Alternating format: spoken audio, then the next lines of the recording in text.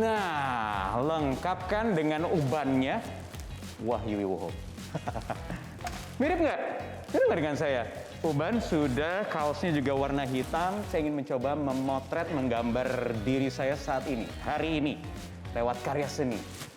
Wow, kalau karya seni yang kita tahu itu kan ya sudah ada lukisan, kemudian ada sculpture atau patung, dan memang memiliki nilai karya seni yang tinggi. Bisa diperjualbelikan, bisa menjadi investasi. Tetapi ini mungkin gaya masa lalu. Karena sekarang di era modern, di era digital, karya seni sudah berubah bentuk menjadi karya-karya seni digital. Bahkan tidak hanya karya seni saja yang digitalkan, aktivitas kita di dunia maya atau apapun itu bisa dijadikan karya seni.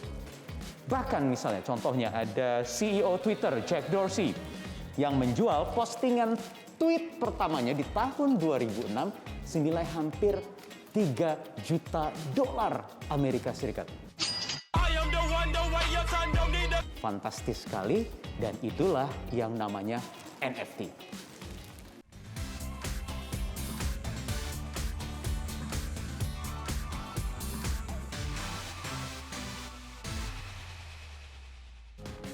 NFT adalah non-fungible tokens atau sertifikat kepemilikan akan satu aset digital yang menjadi satu karya seni yang bisa diperdagangkan, bisa diperjualbelikan dengan bantuan blockchain.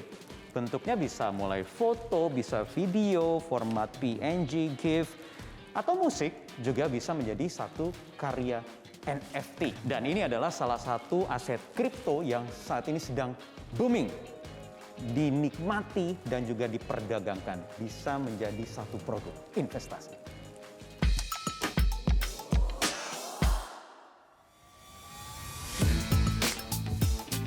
Bukan hanya tweet dari Jack Dorsey yang berharga fantastis, ada juga karya digital lain yang tak kalah mahal setelah dijual dalam bentuk NFT seperti 5.000 foto yang digabung menjadi mosaik digital karya seniman Mike Winkelmann atau Beeple asal Amerika Serikat yang terjual seharga 69 juta dolar Amerika Serikat atau sekitar 1 triliun rupiah. Dari Liga Bola Basket Amerika atau NBA juga membuat NFT bernama NBA Top Shot dan diperjualbelikan dalam bentuk trading card. Hingga Februari 2021, NBA Top Shot menghasilkan pendapatan lebih dari 230 juta dolar. Bentuk NFT lainnya adalah dalam format GIF dari video Nyan Cat yang terjual seharga 590 ribu dolar atau sekitar 8 miliar rupiah.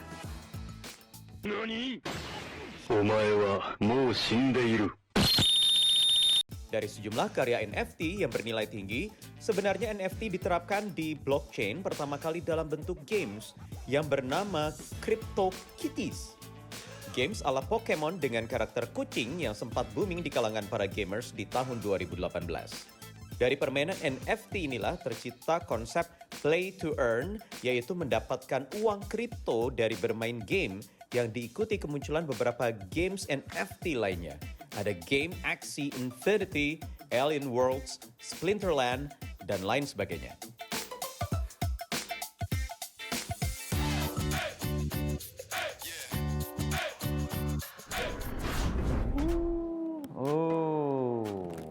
Warna-warni aja. Saya sendiri sebenarnya baru tahu istilah NFT itu kira-kira 1 bulan yang lalu. Ketika tahu cukup kaget ya, pasti kaget banget, shock. Hah, apaan ini gitu? Barang nilai seni digital bisa dijual dengan harga yang fantastis. Di Indonesia sendiri kalau kita bicara soal karya NFT, sudah ada Mas Denny JA, surveyor, tahu dong ya, yang karya NFT-nya sudah pernah laku terjual senilai 1 miliar rupiah. Bagaimana dengan yang lainnya? Sudah ada teman saya Mas Miko, seorang digital kreator atau apa sebutannya Mas Miko? Ya, digital artis. Digital artis sudah pernah dapat cuan juga? Ya, lumayan. Berapa?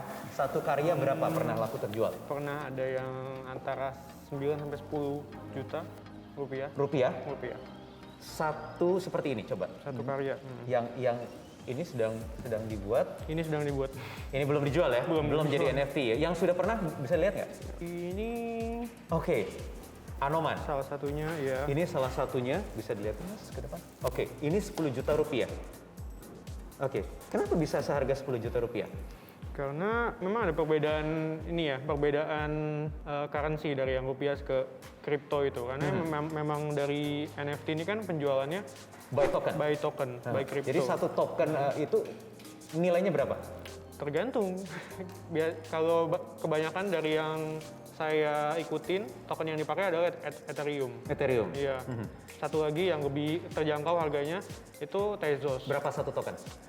Satu token kalau nggak salah saya terakhir cek itu 100 ribuan kalau Tezos. 100 ribuan. Jadi jualnya berapa token begitu ya harga satu NFT ini? Iya. Nah kalau Ethereum, satu tokennya itu 50 juta. 50 juta? Iya. Ini terserah yang menjual mau pakai nilai tukar kripto yang mana? Iya, karena tergantung dia mau masuk marketplace yang mana. Ketika satu karya NFT kemudian dijual, dibeli oleh orang lain, terus kemudian si orang yang pemiliknya itu dijual lagi ke orang yang lain lagi, Mas Miko akan terus dapat royaltinya. Iya. Berapa persen? Dan royaltinya beda-beda, tergantung kita. Jadi pas kita mau ngepost karya, ada settingan ya mau berapa persen yang kita dapat. Oh. Kita yang tentuin juga. Oke. Jadi digambar dulu seperti ini prosesnya. Coba misalnya diberitahu ke saya seperti apa sih Mas? Misalnya, ini misalnya sudah jadi, taruhlah sudah Iya, jadi misalnya. Ya udah saya tinggal ekspor aja, entah dalam bentuk JPEG atau video. Jadi tinggal dimasukin ke salah satu marketplace yang saya mau jual, udah langsung bisa. Mas Miko, ini kan nggak ketebak ya. Kita nggak pernah membayangkan orang bisa membuat satu karya seni digital yang tidak ada wujudnya, tetapi memiliki nilai yang tinggi. Kedepannya kira-kira gimana ya? Apa yang bisa dilakukan untuk mungkin ada pemirsa, teman-teman yang tertarik untuk bisa menjadi digital artis? Ini sangat berpotensi banget ya ke depannya, karena kan kita tahu semenjak corona kan orang-orang pada di rumah, ya pasti nggak ada yang bikin pameran secara fisik lah ya orang-orang. Dan ini bisa menjadi satu tempat lagi untuk kita tuh bisa show karya kita. Yeah, untuk jadi kita tuh bisa virtual jual. exhibition gitulah ya, semacam virtual exhibition. Jadi promising banget ke depannya. Promising banget menurut saya. Jadi kalau Mas Miko sekarang dapat 10 juta per NFT, bisa jadi nanti mungkin di waktu yang akan datang karena nilainya semakin tinggi, usianya juga semakin tua, punya nilai yang semakin besar juga value-nya. Oke, baik. Thank you Mas Miko. Sukses ya sama-sama. untuk bikin NFT terus. Ya, thank Ajarin you. saya kapan-kapan. Oke, Thank you. siap.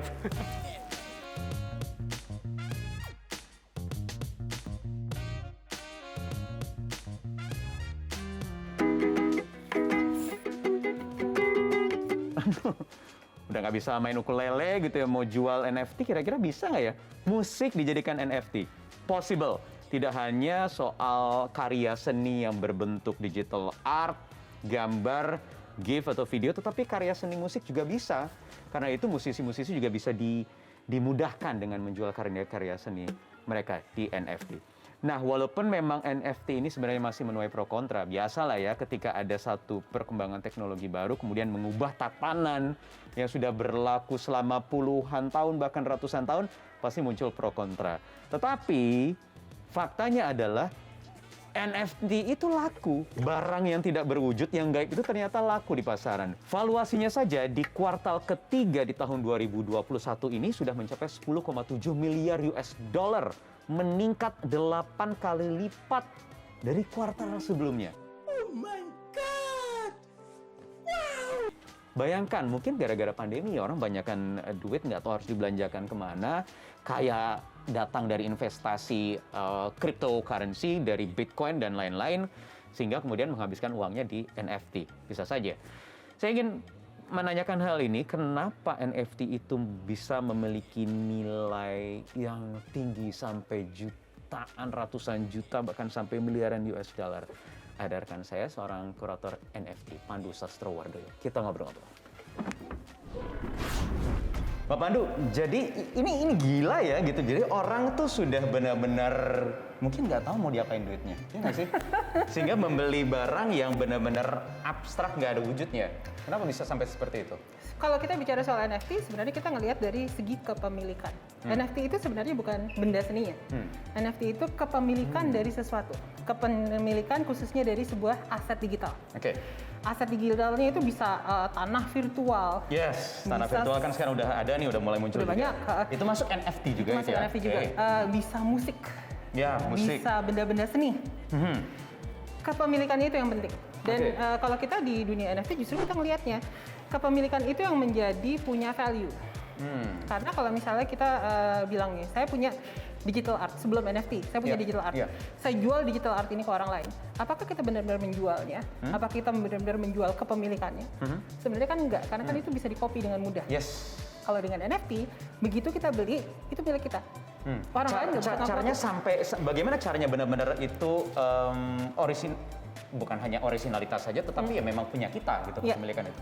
Sebenarnya karena memang asal usulnya ya, kan ini kita pakai teknologi blockchain nih. Blockchain itu kan teknologi yang kalau kita bicara desentralisasi, desentralisasi ini dipergunakan untuk ngejagain supaya kepemilikannya itu memang tetap sesuai dengan orang yang harusnya memilikinya. Oke, oke. Jadi kelihatan dari awal sampai habis semuanya tertrace dari pertama kali dibikin Iya. sampai dikasih ke orang yang terakhir atau dijual ke orang yang terakhir. Iya. Jadi sebenarnya NFT itu tidak harus digital art ya.